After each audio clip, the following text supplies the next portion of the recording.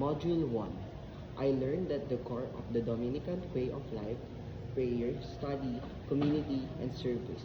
These helped me deepen my faith as a Lateranite, become more responsible and compassionate in my family, participate more actively in church, and live with integrity and kindness in society.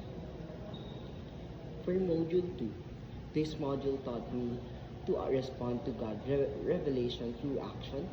The activity, especially service learning, reminded me that faith must be lived by serving others, caring for creation, and sharing God's love at home, in school, in church, and in the community. For Module 3, I learned that God is a loving Father who guides and sustains us. This inspired me to live with gratitude, take care of creation, and show God godness through prayers, service, and responsible action towards my family, the church, and the society.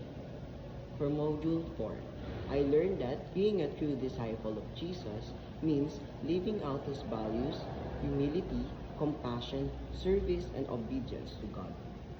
This encouraged me to reflect Christ in my action as a Lectionite, be more patient and loving in my family, participate faithfully in the churches, and make responsible moral choices in society. Module 5. I learned how the Spirit guides, strengthens, and inspires my daily life through His gift and fruits. This helped me act wisely in school, show more kindness and understanding at home, engage more meaningful in the church, and make decisions that positively impact the people around me.